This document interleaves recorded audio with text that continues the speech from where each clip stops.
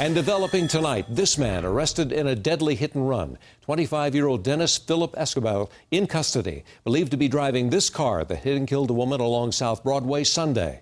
7 News reporter Marshall Zelinger live at the scene of the crash. Marshall, tonight the suspect's dad is telling you his son doesn't have a license to drive. Which is why he's adamant his son was not driving the car that hit and killed 32-year-old Laura McDermott in this intersection just behind me. Tonight you can see a couple more memorials still growing for McDermott. I spoke with the suspect's father, who tells me all about last night when police showed up at his home to arrest his son.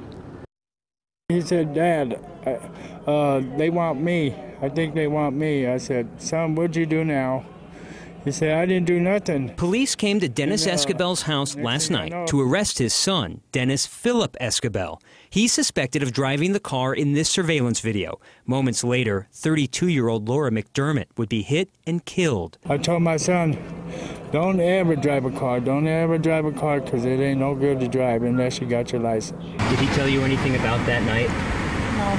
Earlier in the afternoon, 7 News caught up with Escobar's mom, Margaret. She owns the car involved in the crash and said she gave the keys to her son's girlfriend. It was not my son driving that vehicle. We are charging him next week with being the driver of this car. Based on the police report, McDermott was hit on Broadway on the north intersection of Cedar. Her shoe was found 50 feet away in the south intersection. McDermott was thrown 180 feet. The car was found Wednesday morning near these railroad tracks just 2 miles from the crash scene. That took the case light years ahead. That was what really broke it and allowed us to make an arrest so rapidly.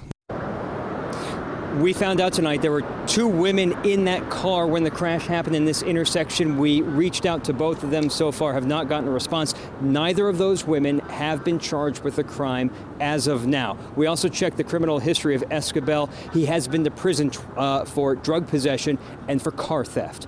Reporting live in Denver, Marshall Zelinger, 7 News.